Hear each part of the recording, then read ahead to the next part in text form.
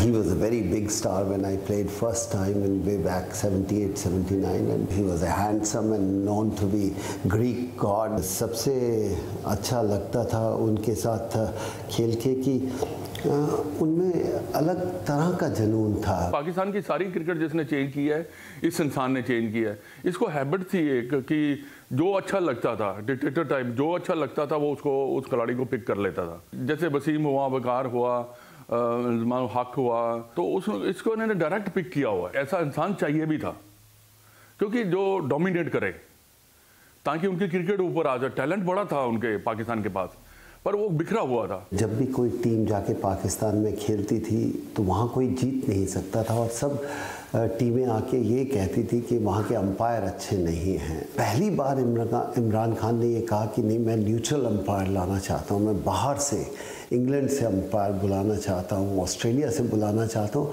जो न्यूट्रल होंगे और क्योंकि मेरी टीम बेहतर है और मैं जीत सकता हूँ। आई थिंक वही सबसे बड़ी बात थी। मैं कहूँगा कि वो सोच बहुत बड़ी थी।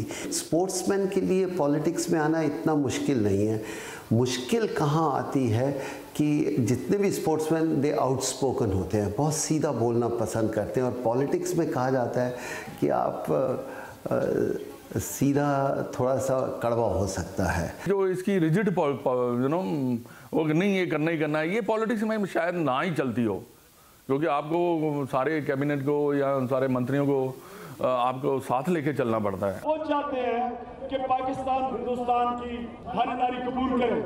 खान साहब से बोला कि आप ये बहुत अग्रेसिव आते हो, क्या सही है ऐसे पॉलिटिक्स? कहते अगर ये नहीं करूँगा तो फिर मैं चल नहीं सकता पाकिस्तान में। बड़ी एडवाइस है मैं उसको देना चाहूँगा, जैसे आप हैं वैसे ही रहें पर टीम को लेकर चलें। एक खुशहाल, एक हैप्पी पाकिस्तान बनाने की कोशिश करें, यही एक रिक्वेस्ट है। कल क्या करेंगे ये मालूम नहीं, लेकिन उनकी बातों से ये लगता है कि उनकी पॉजिटिव थिंकिंग है कि अपने देश को बेहतर बनाना चाहते हैं।